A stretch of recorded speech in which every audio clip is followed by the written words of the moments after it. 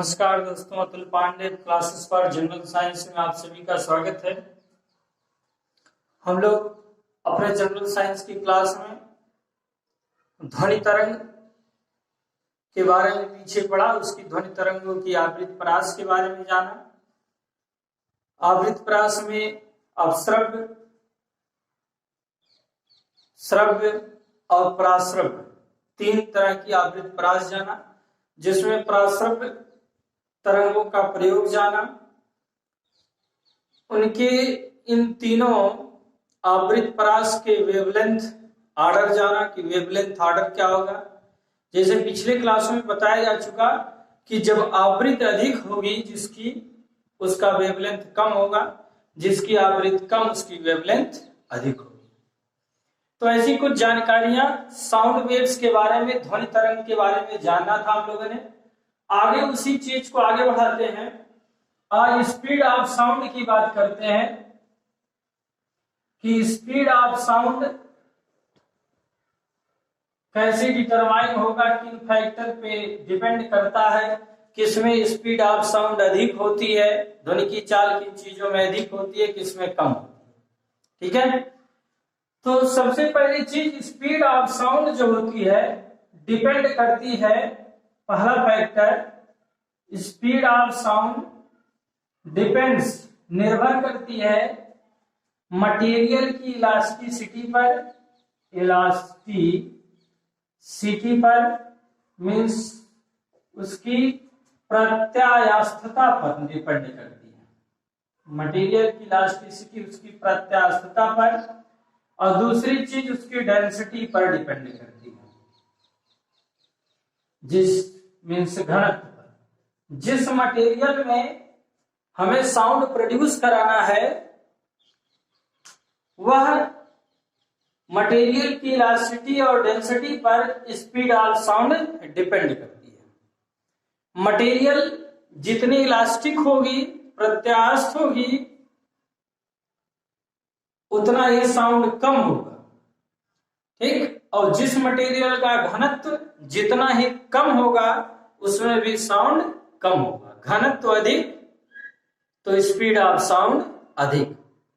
तीन तो चीजों को जानिए कि स्पीड ऑफ साउंड सबसे पहले इनिशियली दो चीजों पे डिपेंड करती है, दो फैक्टर, उसकी इलास्टिसिटी पर और दूसरा उसकी डेंसिटी पर डिपेंड करती है।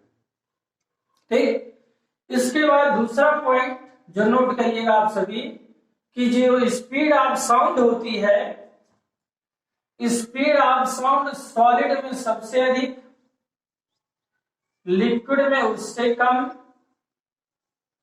और गैस में भी उससे कम होती है। मतलब कि गैसेस मटेरियल्स में स्पीड ऑफ साउंड बहुत कम होती है।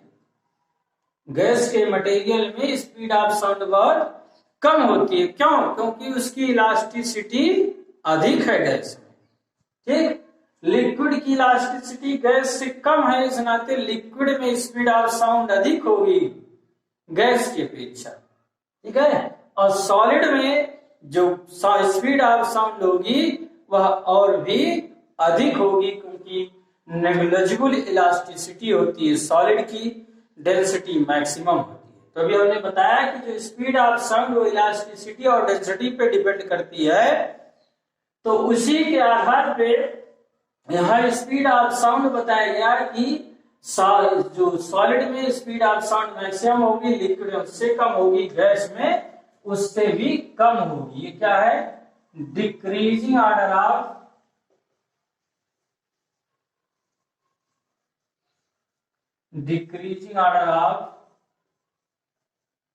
Speed of sound, decreasing order of speed of sound.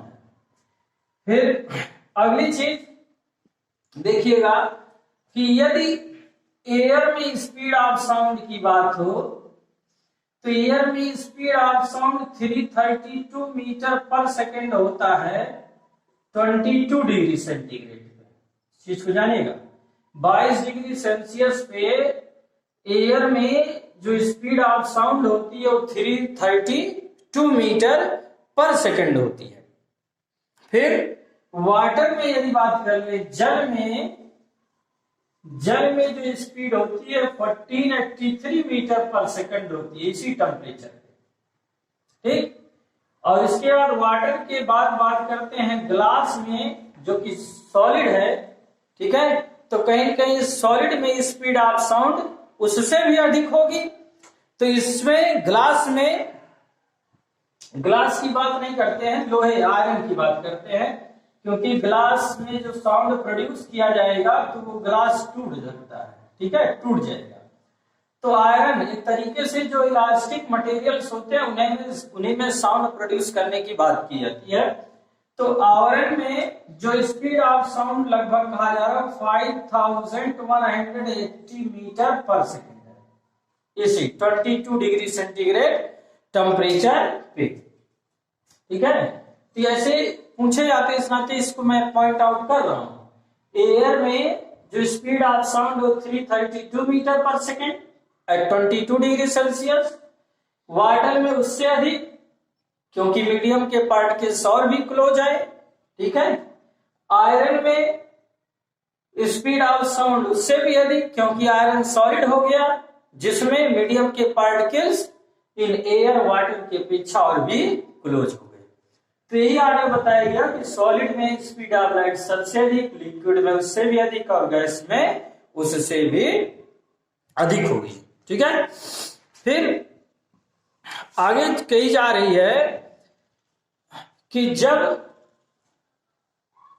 Sound किसी एक मीडियम से दूसरे मीडियम में जाती है, जब साउंड किसी एक माध्यम से दूसरे माध्यम में जाती है तो उसकी चाल और तरंग दैर्घ्य बदल जाती है।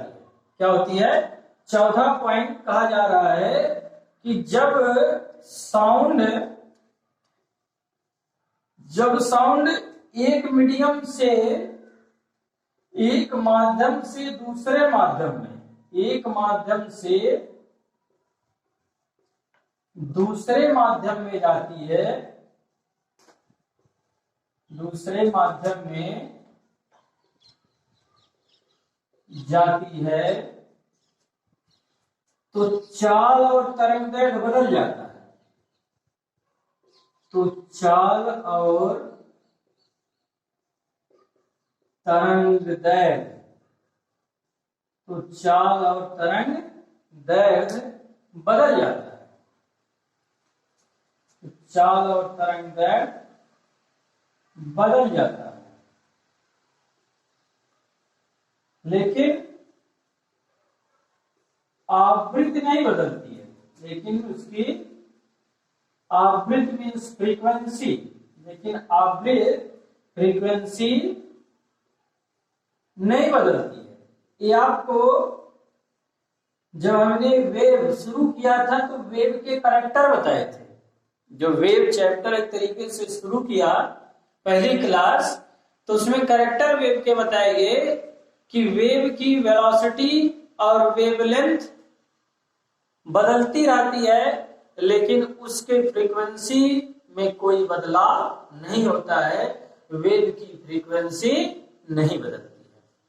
क्लियर? आई बात समझ में? यही कहा गया कि जब साउंड एक माध्यम से दूसरे माध्यम में जाती है तो चाल और तरंग दैर्घ्य बदल जाती है, लेकिन आवृत्ति नहीं बदलती है। फिर लेकिन अगली चीज कहा है कि किसी भी माध्यम में जो ध्वनि की चाल होती है वह उसकी आवृत्ति पर निर्भर नहीं करती, ठीक है। मीन्स जो स्पीड ऑफ साउंड होता है, स्पीड ऑफ साउंड जो होता है इन ए मीडियम, किसी मीडियम में, किसी भी माध्यम में जो स्पीड ऑफ साउंड होता है डू नॉट डिपेंड्स, नहीं निर्भर करता है। डू नॉट डिपेंड्स, किस पे नहीं निर्भर करता है? डिपेंड्स ऑन फ्रीक्वेंसी,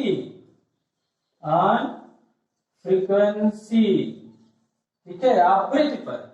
जो ध्वनि की चाल होती है किसी माध्यम में, speed of sound in medium do not depends on frequency, वो फ्रीक्वेंसी पर निर्भर नहीं करती है।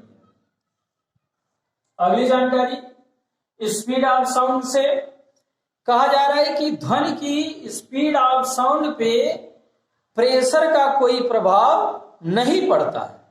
ठीक है, इफेक्ट ऑफ प्रेशर, एक speed of sound, speed of sound does not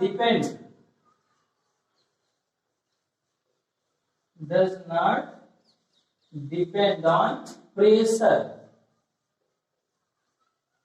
does not depend on pressure। जो स्पीड ऑफ साउंड होती है वो प्रेशर पे डिपेंड नहीं करती है, मतलब कि दाब बढ़ाने घटाने पर किसी माध्यम में ध्वनि की चाल बदलती नहीं है। दाब बढ़ाने घटाने पर किसी माध्यम में ध्वनि की चाल बदलती नहीं है कि दाब बढ़ा दिए तो चाल बढ़ गया, दाब घटा दिए तो चाल घट गया, ऐसा कुछ नहीं होता। ठीक, फिर आगे और इससे जुड़ी हुई चीजें देखिए। दिन के समय में रात में ध्वनि की चाल अधिक होती है। दिन के समय में रात में जो ध्वनि की चाल होती है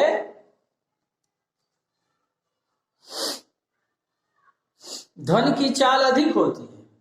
ठीक, ध्वनि ऐसा क्यों होता है? ध्वनि के अपवर्तन के कारण, क्योंकि रात में ध्वनि का अपवर्तन कहीं दूर से सुनाई देता है, तो यही चीज होता है कि रिफ्रैक्शन ऑफ लाइट, रिफ्रैक्शन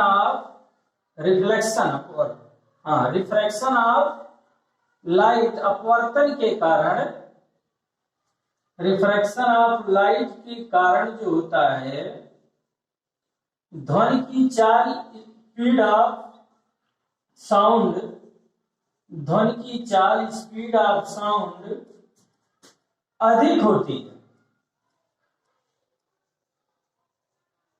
अधिक होती है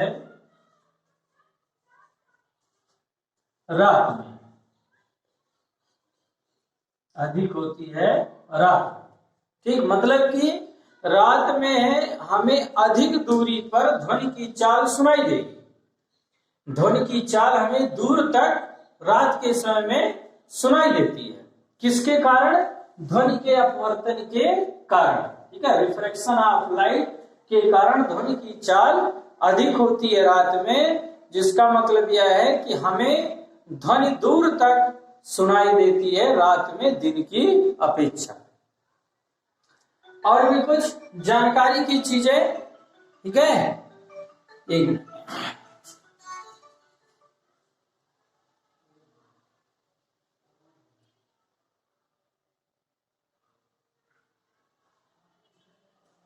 हाँ,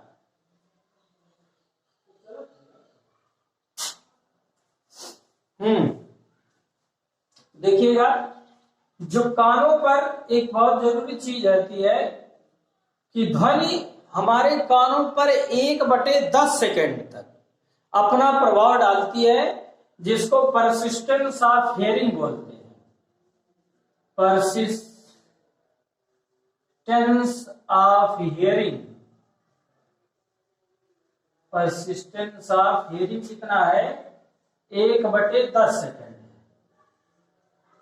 परसिस्टेंस ऑफ हियरिंग कितना है? 1/10 सेकेंड। मतलब यह हमारे कानों पर, ध्वनि हमारे कानों पर 1/10 सेकेंड तक अपना प्रभाव छोड़ती है। मतलब कोई ध्वनि जब हमारे कान पे पड़ती है तो 1 सेकेंड के 10वें हिस्से तक, 10वें हिस्से के समय तक हमारे कानों पर रहती है, मतलब हमारे कान को सुनाई देती है। फिर अगली जानकारी कि जो प्रतिध्वनि सुनने की स्थिति है, प्रतिध्वनि माने जो कुछ भी हम बोलते हैं वही फिर से हमें सुनाई दे। Reflection of same sound, reflection of same sound कहलाता है इको। क्या कहलाता है? प्रतिध्वनि कहलाता है। प्रतिध्वनि है echo, reflection of same sound. ठीक है, रिफ्लेक्शन ऑफ सेम साउंड, किसी भी माध्यम से ध्वनि का टकरा कर वापस आ जाना, किसी माध्यम से ध्वनि का टकरा कर वापस आ जाना, वो सेम आवाज तो कहलाती है प्रतिध्वनि। अब प्रतिध्वनि सुनने के लिए ऑब्जर्वर और ऑब्स्टेकल के बीच कहा जा रहा है जो न्यूनतम मिनिमम डिस्टेंस होनी चाहिए, मिनिमम डिस्टेंस होनी चाहिए, वो लगभग 17 मीटर की होनी चाहिए। मतलब जहां से आवाज प्रोड्यूस कर रही, जैसे हम बोल रहे हैं, तो यहां से 17 मीटर पे कोई रिफ्लेक्शन मटेरियल हो, जहां से साउंड क्या हो, रिफ्लेक्ट होके वापस आए, तो हमें सेम साउंड की कंडीशन, मतलब इको की कंडीशन सुनाई देती है, इको की कंडीशन बनती है। तो ये प्रतिध्वनि echo reflection of same sound, ठीक, जिसके लिए न्यूनतम या मिनिमम डिस्टेंस कितना है, 17 मीटर, कहीं कहीं पे 16.9 मीटर या फिर 17.2 मीटर की भी चर्चा की जाती है। ठीक,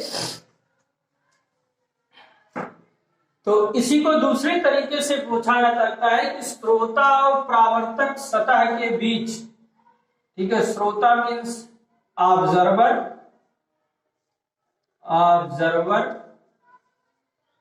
ठीक है, या ऑडियंस बोल दीजिए आप, audience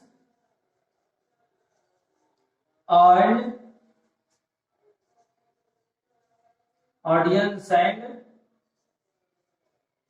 reflecting surface, audience and reflecting surface के बीच न्यूनतम दूरी जो होनी चाहिए वो 17 मीटर होनी चाहिए, तब हमें इको की कंडीशन सुनाई देती है।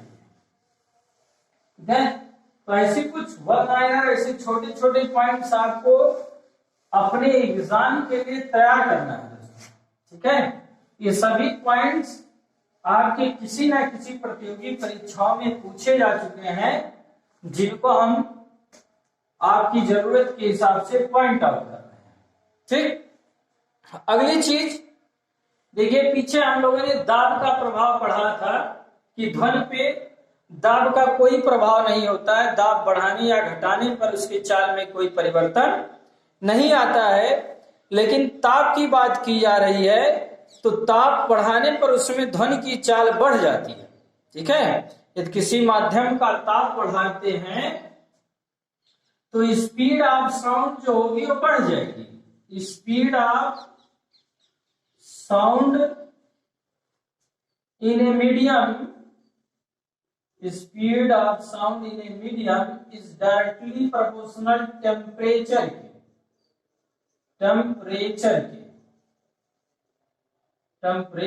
होता है। ठीक है, साउंड किसी मीडियम में जो साउंड ध्वनि की चाल होती है वो ताप के अनुक्रमानुपाती होती है।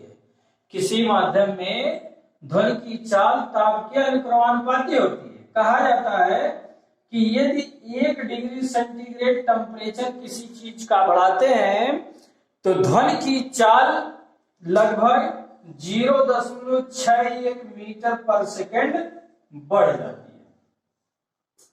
किसी भी माध्यम का ताप यदि 1 डिग्री सेंटीग्रेड बढ़ाया जाता है तो उस माध्यम में जो ध्वनि की स्पीड होती है, चाल होती है, वो 0.61 मीटर पर सेकेंड बढ़ जाती है। बढ़ती रीजन क्या होता है कि जब ताप बढ़ाते हैं तो उनके मॉलिक्यूल्स, उस मीडियम के मॉलिक्यूल्स की गतिज ऊर्जा बढ़ जाती है, काइनेटिक एनर्जी बढ़ जाती है। और गतिज ऊर्जा बढ़ने के कारण उनकी चाल में परिवर्तन आ जाता, मतलब चाल भी बढ़ जाती है। तो speed of sound in a medium directly proportional temperature के होता है। फिर कहा जाता है कि ध्वनि की जो चाल होती है वो ह्यूमिडिटी पे निर्भर करती है।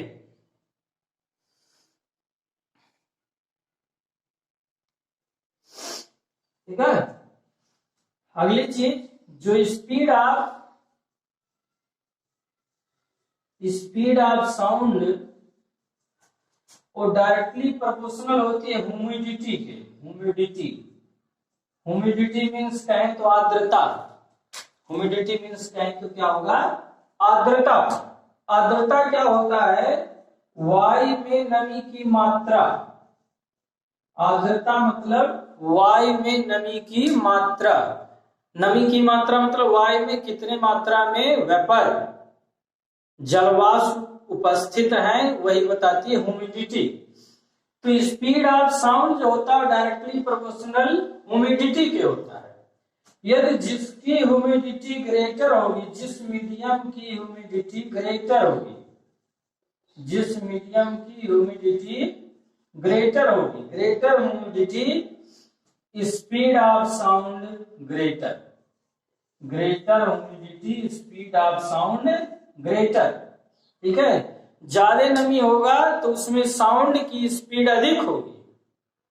ठीक, इसी कारण कहा जाता है कि जो नम युक्त हवा होती है, जो नमी वाली हवा होती है, उसमें साउंड की स्पीड अधिक होती है।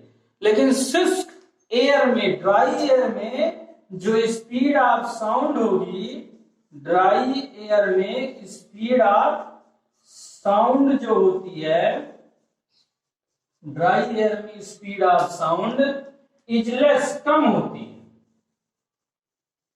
इज लेस, क्यों कम होती है? क्योंकि जो ड्राई एयर, शुष्क नमी युक्त हवा है, उसका घनत्व तो कम होता है। भाई अभी पहले ही बताया गया कि जो स्पीड ऑफ साउंड होती है वो दो चीजें पे डिपेंड करती है, एक इलास्टिसिटी और एक घनत्व पर। तो जानिए ऐसे ही कि जिस मटेरियल की घनत्व, जिस मटेरियल की डेंसिटी अधिक, उस पे स्पीड ऑफ साउंड अधिक, जिस मटेरियल की डेंसिटी कम, उसकी स्पीड ऑफ साउंड कम होती है। तो जो मॉइस्चर्ड एयर होगा, जिसमें ह्यूमिडिटी होगी, बरसात के मौसम की बात कर ले तो बरसात के मौसम में, रेनी सीजन में नमी की मात्रा हवा में अधिक होती है। बरसात के मौसम में नमी की मात्रा हवा में अधिक होती है, जिसके कारण बरसात के मौसम में उस वायु में, नमी युक्त वायु में स्पीड ऑफ लाइट अधिक होती है, और गर्मी के समय में नमी की मात्रा वायु में कम होती है, तो स्पीड ऑफ साउंड कम होती है। क्लियर? इतनी चीजें बताई गई। तो ये स्पीड ऑफ साउंड से रिलेटेड कुछ टर्म्स थे जो आपके लिए इंपॉर्टेंट थे एग्जामिनेशन पॉइंट ऑफ व्यू से। इस चीज को याद रखिएगा आप सभी। यहाँ ये दो पॉइंट बहुत ही इंपॉर्टेंट पॉइंट है। परसिस्टेंस ऑफ हियरिंग 1/10 सेकेंड होती है, और प्रतिध्वनि सुनने के लिए श्रोता और परावर्तक सतह के बीच न्यूनतम दूरी कितनी होनी चाहिए? 17 मीटर होनी चाहिए दोस्तों। तो इसी तरह आप